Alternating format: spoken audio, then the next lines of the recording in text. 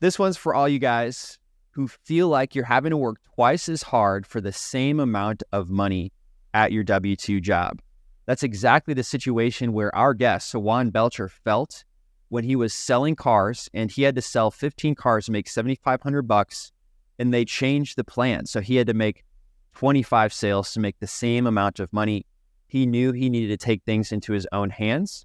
And so he found out about this thing called wholesaling real estate, which is a way to earn big checks from finding discounted properties and passing it off to an investor who has money and can make you a finder's fee of up to $25,000.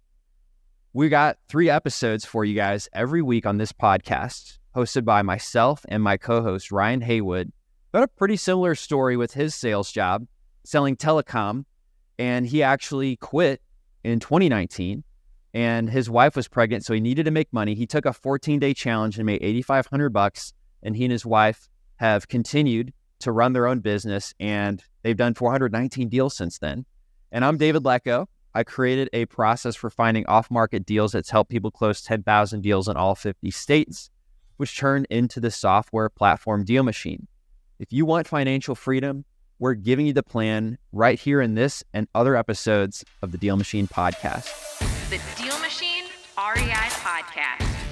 Everything you need to know to get started in real estate investing.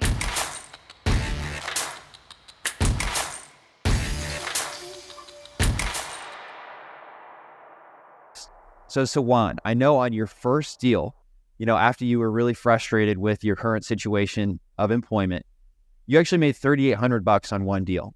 How did you do that? Oh man. So it was actually a little bit of the luck of the draw, okay? Because this is when I was still trying to figure it out, you know what I mean? But when you're in sales, you kind of just, they called it the road to the sale, you know what I mean? So I was watching a bunch of videos, and so I wrote that road to the sale down. This is what you have to do first. This is what you do next. And we had just purchased our personal house in this neighborhood, and I got it by door knocking, okay? So my wholesale deal that I got, the $3,000 that you're referencing, that was actually my third house that I got under contract. And I did the same thing, just paid attention to the houses in my neighborhood that needed a little help. And I did my best to try to communicate with the sellers. This one was vacant with tall grass. Nobody was ever there other than this guy that came to cut the grass once a month. And finally, I caught him while he was there cutting grass. And, that's the time when I actually said, hey, look, I want to buy your house on one of the neighbors down the street. And because I was a neighbor, that intrigued him.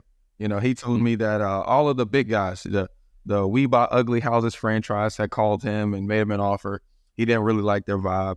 He was telling me that, some guys from California had talked to him and, sent him, an offer via email and DocuSign. But he really liked the fact that I was on the street in the neighborhood. Now, I didn't know how to, skip trace or find numbers really at the time, other than using the DealMachine app. And he had got our postcards, but once again, he didn't want to work with anybody, that lived outside of the area. That just wasn't his thing. So me seeing him cutting grass, and I stopped him, like I said, the car salesman came out to me, hey, I want to buy this house. And so with all faith, we started negotiating. He said, hey man, somebody offered me 20 grand. I got to have 45.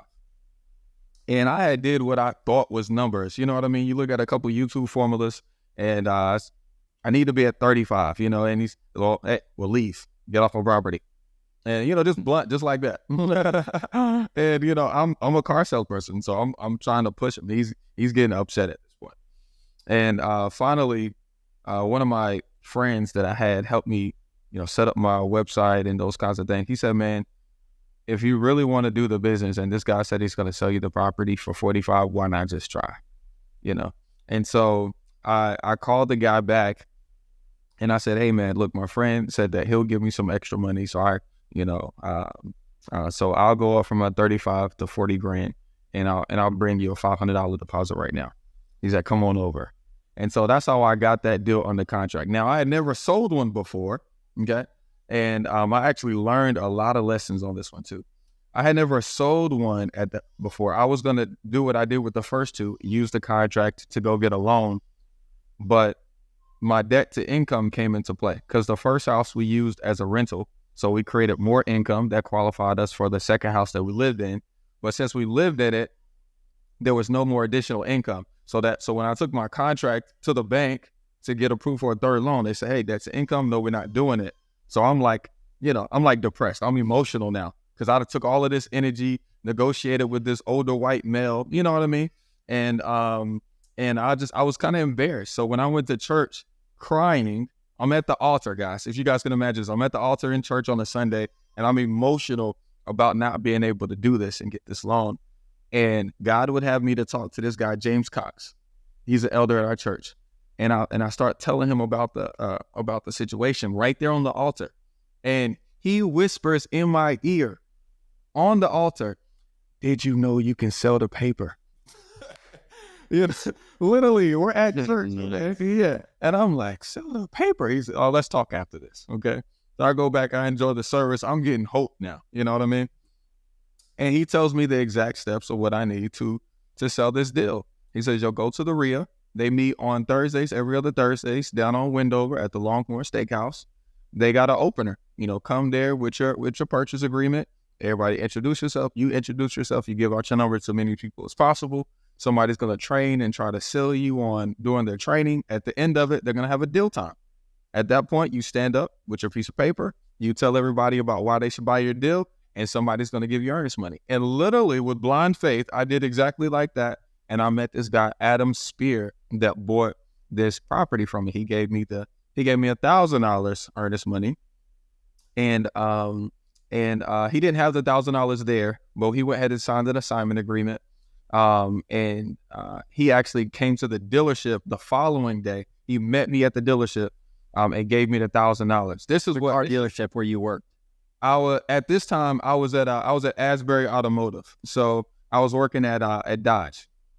Yeah, and he came to your workplace to do to do this side hustle deal with the house. Yeah, and it's just what I did. I'd had tenants, I had tenants come and bring me rate checks to the dealership. It's just kind of, you know what I mean? It's just kind of what I did because I'm there at the dealership all day long.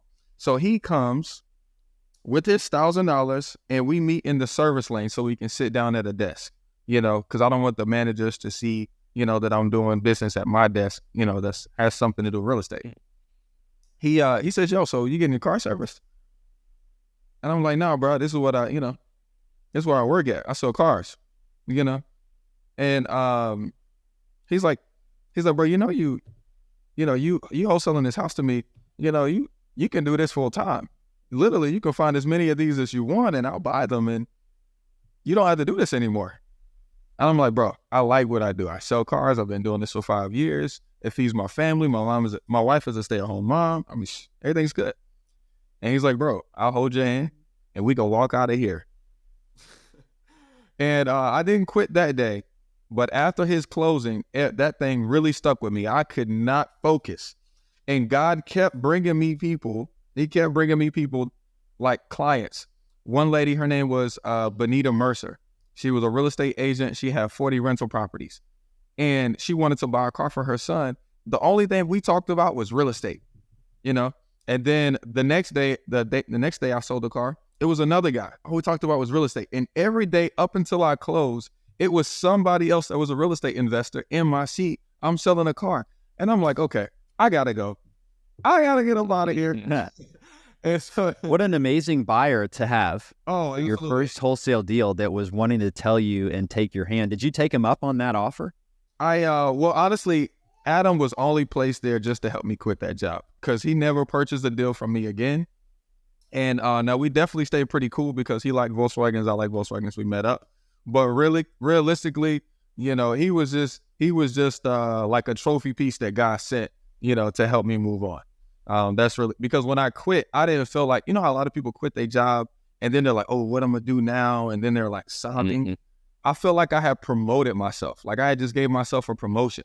So when I left the dealership that day, I literally knew exactly what to do. You know what I mean? Like I went to work that day when I left work. And So you were frustrated at work. You were building rental properties so that way the passive income could allow you to quit your job. But then you found a deal that you couldn't buy as a rental and you wholesale it for $3,800. Yep. And realized you could quit your job a lot sooner if you just started wholesaling more deals. Absolutely. Got it.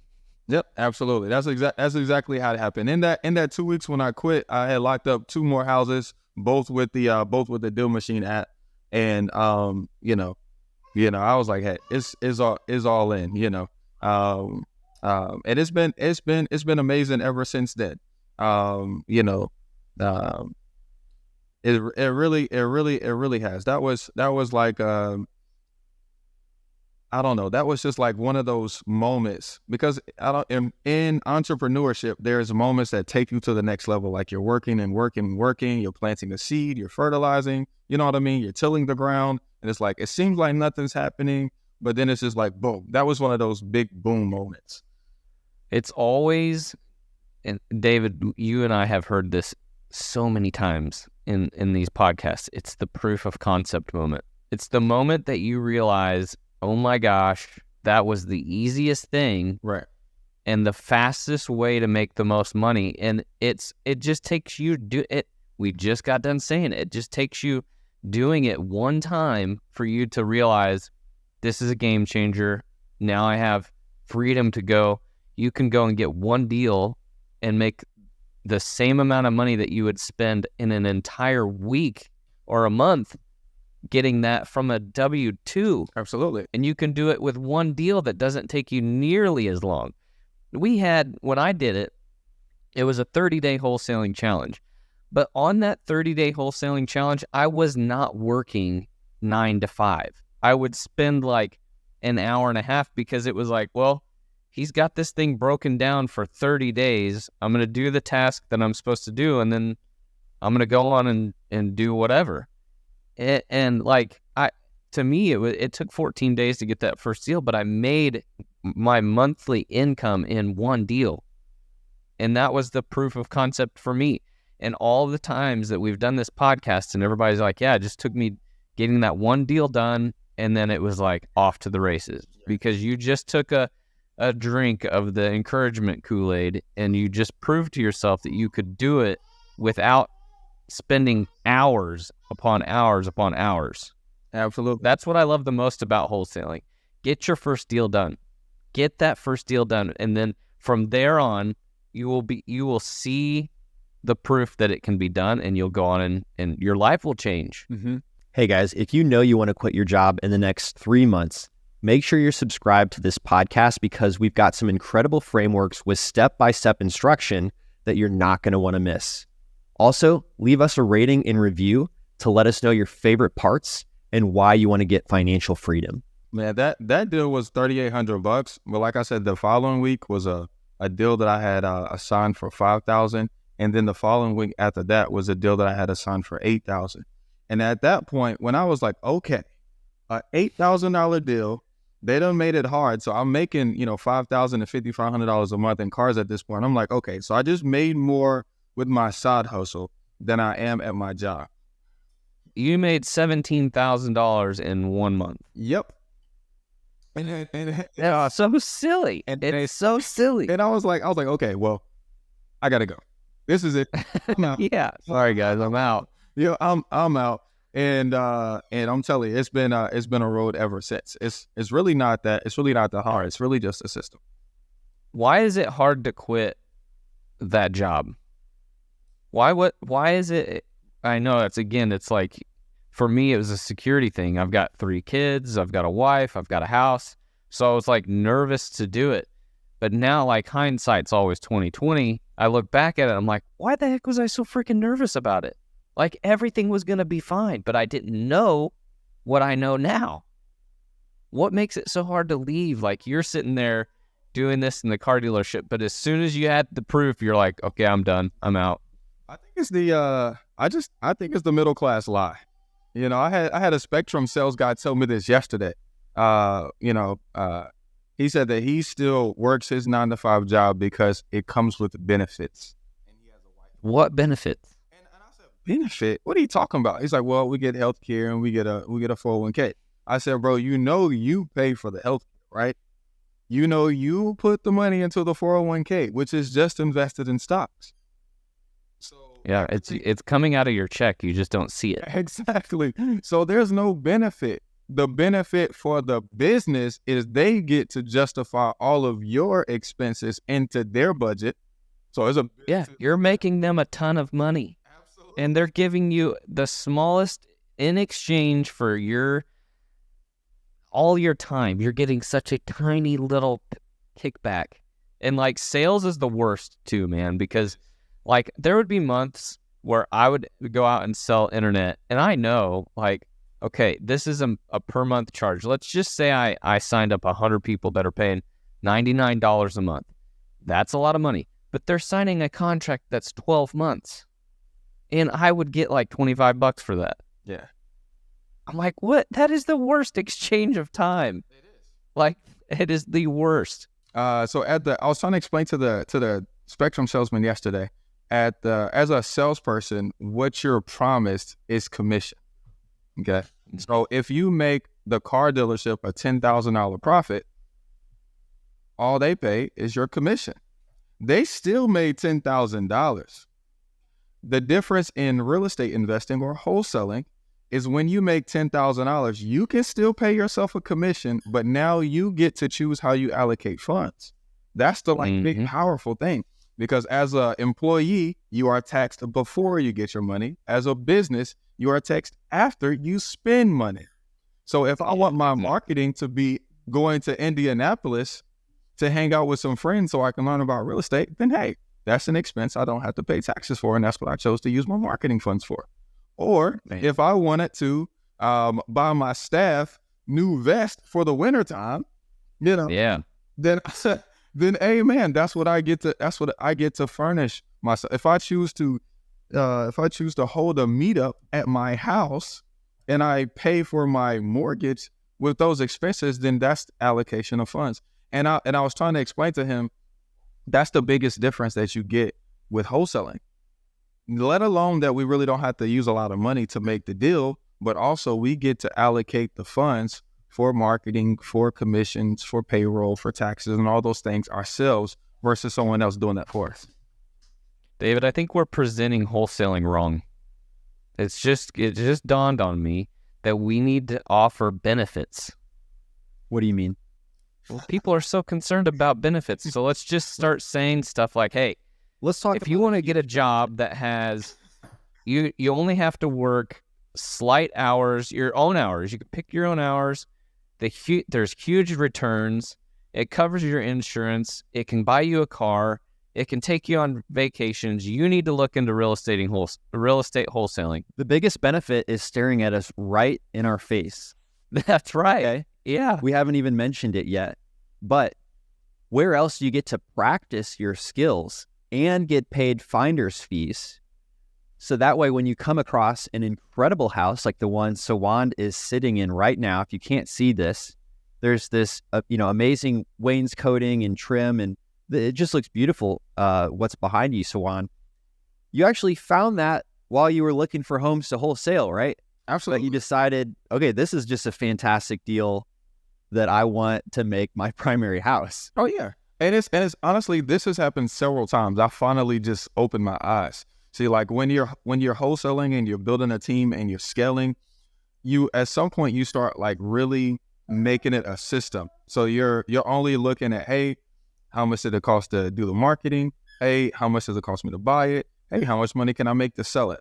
And so I've had deals where it's like, dang, why didn't I keep this? I got a subject to where a seller wants $0 out of pocket, but I have an investor willing to pay me $50,000 for it. Hey, great. That's a wholesale deal. I made $50,000. But on this deal, when it came into my leads and I started to look at it, I'm like, this guy he's okay with seller financing. He's okay with seller financing. I need a house big enough for my kids. We have 6 kids. Forget my dog. And he's willing to hold a 30-year term. Oh yeah, let me just use my wholesaling funds to keep this house.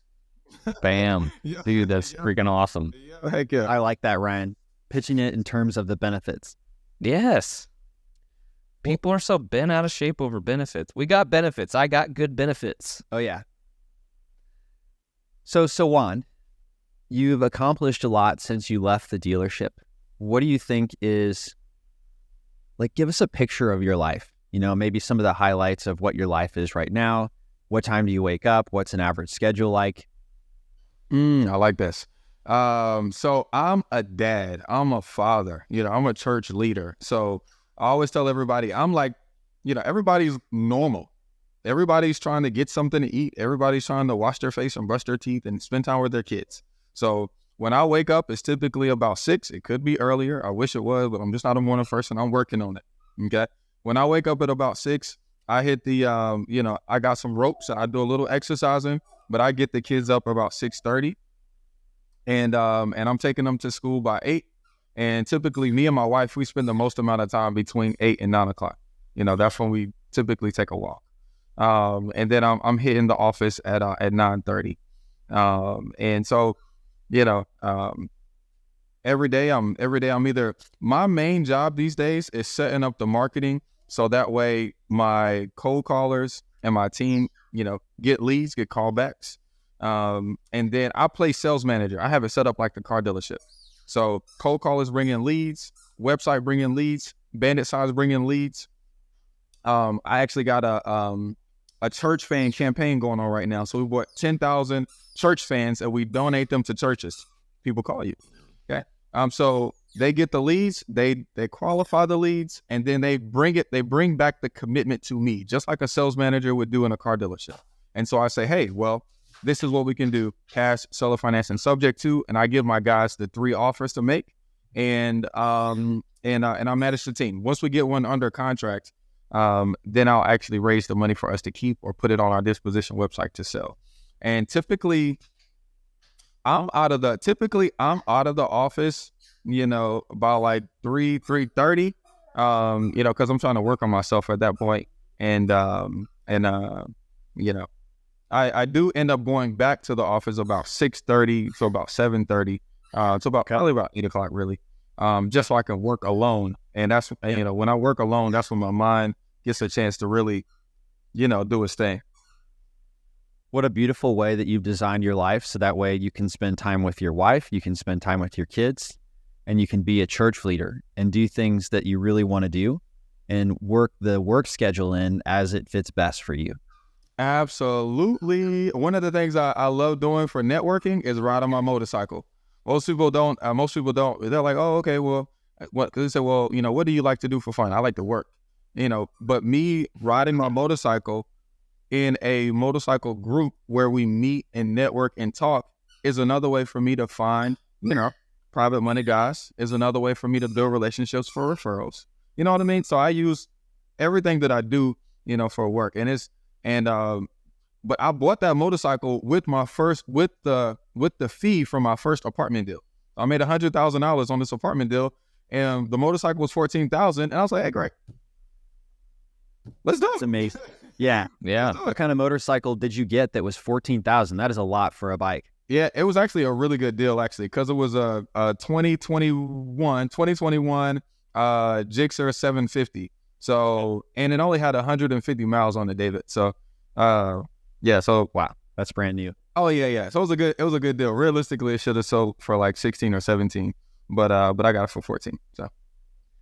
So we just learned how Sawand reacted when his commissions were cut, essentially, and he took things into his own hands, discovered wholesaling real estate, and has built this incredible life. Sawand, I really appreciate you being here with us today, and I know that you're just a helpful person, so I wanted to let people know your Instagram is This Is Me Taking Action, one of the best names, I think, of an Instagram handle. And is that the best place for people to reach you? Absolutely. Yep. If you guys will just reach out to me on Instagram, if you guys have a question, I'm pretty good about responding. I always do a voice response, so just expect that. And if you guys want to learn from me, you can follow me on YouTube as well. Absolutely. And if you guys really like this episode and how Sawand got that $3,800 pretty quickly, another great story is Ryan's story, my co-host. And you could check out episode 66 which is how he made his $8,500 within 14 days. And I'll leave you guys with that, and we will see you on the next episode. Thank you so much, Sawand. Thanks for listening to the DealMachine Real Estate Investing Podcast. Please leave us a review and follow along wherever you're listening to your podcast.